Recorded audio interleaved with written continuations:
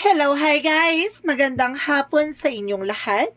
This is Chin Rodriguez from Masagri Channel, a faith healer, also mata reader. So ngayong hapon, natatagan natin ang sabihin sa ng ating mga gabay. This is special gabay for the month of January 23 hanggang January 29 for the sign of Cancer. So, Cancer, welcome to my channel. Ano kayang messages, advices, and spirit guides ang ating masasaga for today's video? Kano naman kayang energy or kaganapan sa buhay ng mga Cancer yan ang ating mga hagilap. So, guys, this reading is a general reading namang hindi lahat makaka-resonate. Kunin lamang po makaka-relate sa inyo and comment down below kung kaninong energy ang ating nasaga. And of course, don't forget to like and subscribe my channel and hit notification bell for more videos update. And of course, maraming salamat po sa mga walang sawang pagsuporta sa aking channel, lalong-lalo na hindi nag-skip ng ads. Naway pagpalain kayo na Diyos at may kapal, siksik, liglig, nag-uumapaw ang biyayang manumbalik sa inyo. And of course, guys, umpisahan na natin ang laban for this sign of Cancer. So, Cancer, tingnan natin ang pinaka-messages, advices sa inyo ng ating spirit guides.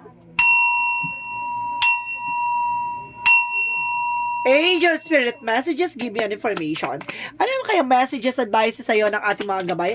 Ang ating mga hagilap. So guys, umpisa na natin. There's a 5 of Cups. So there's an information by regrets, no? Kumbaga maraming panghihinayang or something information na parang disappointments, no? Kumbaga marami ditong, kumbaga, pagsisisi, no? Or kaganapan sa buhay mo yung para kang biglang, di ba, mapanghihinaan ng loob. So, let's see. Additional messages. So, there's a 10 of Cups. So, there's a happiness. So, ibig sabihin dito, libangin mo yung sarili mo, no? Kailangan mong hanapin pa rin yung kaligayahan dyan sa situation mo. And because there's a 8 of Pentacles, so there's a focus, no? Kailan mo mag-focus, hindi ka dapat nagpapadistract sa mga nangyayari sa paligid mo.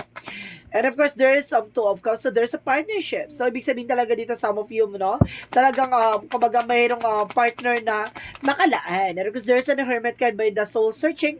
May mga bagay na magliliwanag sa'yo or maglilinaw sa'yo about sa spirituality.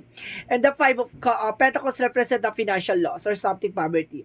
Ibig sabihin dito, guys, may kaugnayan ang spiritual about dito sa financial loss or poverty, no? Kaya ka naghirap, kaya ka nandiyan sa sitwasyon mo kasi may gumagawa ng kamalasan sa'yo.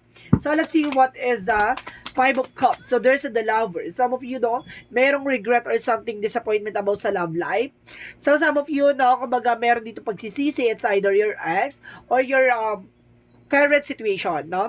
Kumbaga may mga panghihinayang. And because there's a Queen of Swords, kumbaga there's a bigger picture. Kumbaga titignan mo pa rin paragi yung magiging outcome o yung possibilities, yung kumbaga kung saan ka magiging masaya. So let's see what is the 8 of Pentacles. Represent the word and the Temperance. So there's the word represent the trouble and the Temperance is the perfect timing. So this is the moment na parang mag-focus ka sa ginagawa mo, magdadala sa iyo ng pagbabago at kumbaga magandang kapalaran. No? May travel dito, it means, so ibig sabihin makakaalis ka, makakapag-ibang bansa ka, or either makakauwi ka na. So there's an 8 of Swords, kumbaga napapalibutan ka ng toxicities, no? There's a toxic relationship or either toxic family. Now, there's a toxic family to toxic friends. So, let's see what is the Hermit card represent the Emperor. Be mature enough and being grounded, no? Kumbaga, panghawakan mo yung mga nagbibigay sa iyong kaliwanagan. Ibig sabihin, natutuklasan mo, nauunawaan mo na, kaya pala ganito, kaya pala ganyan kasi may something behind the scenes. So, let's see what is the 5 of Pentacles. Represent the King of Swords. So, there's a truth, no? Malalaman mo ang katotohanan dito, no? The King of Swords is a very intellectual person. At the same time, itong tao na to, kumbaga, hindi siya mapapalin lang. Ganon. So, let's see what is the 5 of Cups and the Lovers. Represent the Star card. So, there's a wish fulfillment. So, may mga bagay na matutupad na dito, no? May mga bagay na may isa sa katuparan ka dito. The Star is, kumbaga, healing and happiness, no? Kumbaga, magbibigay ng kasagutan at kaligayahan to sa'yo dito. So, bibigyan ka ng, something information na, diba, makakapagpabago ng eksena mo. So, let's see what is the 10 of Cups and the Queen of Swords. Represent the 6 of Swords, transition, makakalis ka na sa situation, no? Kumbaga, no more drama, no? No more drama, no more ego. So, sinasabi dito na, kumbaga, tinitignan mo na ngayon yung magiging possibilities, yung magiging outcome, or magiging effect na situation. Hindi ka na, kumbaga, hindi ka na naghatak ng nega, dead ba ka na doon. So, there's an 8 of Cups, and because the word card, the Temperance represent the Page of Swan. So, there's a good news. May magandang balita dito, no? So, binibigyan ka ng information dito na makukuha mo yung magandang eksena. So, let's see what is the Two of Cups. And, of course, the Eight of Swords. Represent the Hangman. So, there's an information that the Hangman is something delays or something hang. So, sinasabi sa'yo dito na kumbaga makakaalis ka na sa situation, no? Kumbaga may nagbibigay blockages sa'yo kaya siguro na kumbaga hindi ka makausad-usad, makabangon-bangon sa sitwasyon mo dahil may gumagawa sa'yo ng negative energy or something, kumbaga, may toxic behind your back, no? So, let's see what is the Hermit and the Emperor. So, there's a Three of Pentacles. So, ibig sabihin dito, there's a collaboration. It's either a teamwork or, kumbaga, kasama mo sa trabaho or kaibigan mo or either, kumbaga, kakompetensya mo. So, let's see what is the Five of Pentacles and the King of Swords. So, there's a Nine of Wands. So, slow and steady. Pag nalaman mo, huwag ka masyado agresibo. No? Para nang sa ganun, kumbaga, hayaan mo bumalik sa kanila. Solusyonan mo yung problema mo at the same time, protection mo yung sarili mo. Kumbaga, huwag ka nang gumante, hayaan mong ibalik sa kanila yung karma, what they deserve. So, let's see what is the outcome. The outcome for you is the Four of Swords, no? Six of Wands, sorry. The Six of Wands is a victory and success. So, magsasuccess ka at the end of the time with the Five of Wands. Kumbaga, marami kang competitor, marami kang kalaban dyan, no? Marami kang ka-argumento. So, sinasabi dito, magtatagumpay ka pa rin. Because the Queen of Cups, magkakaroon ka na ng healing. No? Additional messages for career. For your career is the Ace of Cups. So, there's a new beginning and new offer coming in for you na magdadala sa'yo ng balance. So, there's a love and of course, relationship goals, no? Kumbaga, there's a partnership goals or something na magbibigay sa'yo ng balance pagdating sa business or trabaho. So, let's see additional messages for love life. So, there's a devil energy and the magician, no? Mayroong ginayuma dito. There's a possible na may ginayuma or ginawa ng black magic involved. There's a magician and the devil. So, represent the black magic involved. So, sinasabi dito may gumagawa sa'yo ng black magic pagdating sa love life. So, pagdating sa health, and of course, there is King of Pentacles, so there's a secure mo. Makinig ka sa intuition mo, binibigyan ka rin dito ng sakit, ganon. Nagkakaroon ka ng something anxiety, and of course, ng something, kumbaga stress, no? So, let's see what is, magical fairy messages. So, let's see what is the magical fairy messages for you. So, there is a patient please. So, kailangan mong habaan yung pasensya mo. Hindi mo, kumbaga, hindi solusyon ang pagpatol at hindi rin kaduwagan ang pag-iwas. And of course, sinasabi dito, habaan mo yung pasensya mo, no? Marunong kang kumalma. So, let's see what is the yin and yang oracle card. So, ibig sabihin dito, kailangan gawin mo muna yung mga bagay na dapat mong gawin. And because there is a purpose. So, makikita mo yung life purpose mo, ano talaga yung kahulugan, o ano talaga yung purpose mo sa buhay mo. And because there's a lack. O, see, I told you, na binibigyan ka, na may doubt dito something, kumbaga may pagsisisi or panghihinayang. At the same time, there's an author harvest time, no? Kumbaga, ang gumagawa, there's a feminine babae, no? Magka-harvest ka at the end of the time, no? Makukuha mo na kung yung ano yung mga bagay na pinagtrabawan mo at talagang di ba? Kumbaga, pinagpagurat, pinaghirapan mo. And the feminine is here. Babae ang gumagawa sa'yo. So, let's see what is, Archangel Raphael messages. So, there is an organic food. So, kailangan mo na organic foods dito and prayer work. So, kailangan mo talaga ng masusustansya pagkain. No? Kailangan mo ng gulay and of course vegetables. And of course ng fruits. No? And of course, there's a prayer work. So, kailangan mo talaga magdasal. No? And there's some children. So, some of you may kinalaman din. Kumbaga, ginagawan din daw ang iyong mga anak. So, let's see what is additional messages for angel spirit guides. So, there's a perspective na baguhin mo yung pananaw mo sa buhay. No, yung mindset mo, baguhin mo yan. At the same time, there's the cosmic heart, there's a devotion. So, kailangan mo ng, kumbaga, manampalataya at magtiwala, no, sa ating poong may kapal. So, let's see what is the Romance Angels. Siguro sa mga pinawawala na kayo ng pag-asa or paniniwala sa taas, na lahat ng mga nangyayari sa'yo, kumbaga, para inaano mo na wala ng, kumbaga, walang process or progress na nangyayari, na walang pagbabago. Kaya ngayon parang nangihinayang ka ng paniniwala. There's a new love. May bagong pag-ibig na papasok dito. So, let's see what is the energy. The energy door to value, no? Marami talagang salapi akong nasa-sense dito. Maaring dumadaan ka pa sa mga pagsubok with the sun card. Magkakaroon ka ng pure positive outcome dito. No? There's a sun card represent a positive outcome and a positive energy. So let's see what is additional messages. So there's a fire, transmutation, purification. Lilinisin ka muna ng Panginoon. No, bago niya ipagkaloob sa iyo yung mga bagay na para sa iyo. Kailangan mo maglinis, baka marami ka ng kasalanan. And because there's a love dito, no? And there's an inner truth. No, malalaman mo ang talagang katotohanan because ang magbibigay sa iyo ng mismong kumbaga kalayaan sa kaisipan. So let's see, there's a growth. Magkakaroon ka na ng growth and expansion dito.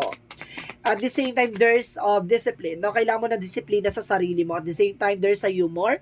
So, kailangan mo titignan yung lighter side of situation. No? Then, baka sa mga bad thoughts. No? Nagkakaroon ka ng negative thoughts. So, let's see what is additional messages. So, there's a spiritual teacher. So, some of you, kailangan mo talaga ng albularyo. No? Para pagalingin ka sa anumang uri ng karamdaman. And there's a career change. No? Baguhin mo na yung career mo. Baguhin mo na yung negosyo mo. Baguhin mo na yung trabaho mo. Or something na may mga bagay na kailangan mo ng baguhin para, kumbaga, pumasok na yung magandang kapalaran. So, let's see, make a commitment. Kumbaga, kailangan mo mag-commit sa isang plano mo o sa isang gusto mong gawin, no? Mag-commit ka dyan. Hindi pa bago-bago isip. And there's a pay attention to your dreams, no? Tumuto ka na sa kung ano talaga yung pangarap mo. And spend more time outdoors. So, kailangan nyo rin mag-unwind, no? Para maiwasan ang pag-iisip ng kung ano-ano. So, let's see what is the chakra messages. For the chakra, there's a guilt. No? May taong may galit dito. And there's a self-worth. No? Alamin mo yung something halaga mo. No? There's a faith. Sinusubukan ng pananampalataya mo at tiwala mo. So let's see what is the Jesus loving quotes. What is the Jesus loving quote said? Judge not that you be the judge. No? Huwag kang humusga kung ayaw mong husgahan ka. Diba? Masyado ka sigurong, kumbaga, iwasan mo yung attitudes mo. May mga bad attitudes ka talaga na kailangan mong baguhin. Nasisense ko dito. So, let's see what is the angel's answer. So, be assertive. Dapat alamin mo yung grounds mo. Minsan kasi nagkakaroon ng below the belt na. Ganon. So, alam mo dapat kung ano yung lugar mo lang, no? Ganon. So, let's see. There's a be assertive because there's a choose your direction na kailangan mo ng bagong direction. At the same time, there's within the next few weeks, sa mga susunod na linggo, may mga gaganap na pagbabago. So, let's see what is the Monsology. Expect the powerful change. I told you, the powerful change is coming your way. Talaga mayroong pagbabagong hindi mo in-expect. At the same time, there's a luck is in your side. Now, this time, suswertihin ka na at papabor na sa'yo ang sitwasyon. So, let's see what is the angel's number. So, there's, let's see what is the angel's number. So, there's a 7 by Ayar Brilliant. So, you possess a very refined mind and deep urge to uncover life. Mysteries, your ability to acquire vast knowledge on the both informational and spiritual planes give you a greater awareness that most. So, ibig sabihin, pagdating sa mga bagay-bagay na napakatalino mo, kumbaga kaya mo mag-isip ng something, 'di ba? Something new and uniqueness, no? Kumbaga kakaiba. Parang gano'n niya magbibigay ng something information sa ibang tao na, 'di ba? Kumbaga bigla nila kaya buti, kumbaga hindi ko naisip 'yun na. Parang gano'n. Kumbaga biglang magkakaroon sila ng motivation sa sarili nila para magkaroon din sila ng ganong idea. So parang gano'n. Na parang nabibigyan mo sila ng something awareness. So let's see what is the messages of life. So, let's see what is the messages of life represent. So, there's progress. So, ito na nga, may progress yun sa lahat na nangyayari sa buhay mo, there's a progress. Each day, as I recognize the divine within me, I progress further along the path of my spirit. Today, I respect my needs, observe what happens within me, and do my best to maintain a positive attitudes. I have faith in my inner strength and capability as I grow and improve every day. Today, God's opinion of me, that is the only opinion that matters. So, ibig sabihin dito, kumbaga, wala ka na pinaniniwala ng iba kundi ang ating Panginoon, no? Kumbaga, naniniwala ka sa tamang prosesong ginagawa niya sa buhay mo. Gumagawa ka lang ng action or something information na alam mong makakatulong din sa pagbabago or something process ng bagong cycle ng buhay mo. So, may mga bagay lang talaga na hindi mo na-expect na biglang babaguhin, no, ng ating Panginoon ng iyong kapalaran. So, hindi mo akalain talaga kumbaga, papabor na sa'yo ang sitwasyon. So, guys, this is special gabay for the month of January 23 hanggang January 29 for the sign of Cancer. So, Cancer, maraming salamat for this wonderful reading. So, this reading is a general reading lamang. Hindi lahat makaka-resonate.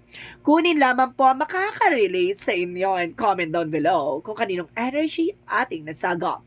And of course, don't forget to like and subscribe my channel and hit notification bell for more videos update. And of course, maraming salamat po sa mga walang sawang pagsuporta sa aking channel, lalo na hindi nag-skip ng ads, na way pagpalaan kayo ng Diyos at may kapal, siksik diglig na gumapang biyay manubalik sa inyo. And of course, guys, maraming salamat and see you in the next video. Bye-bye and babush!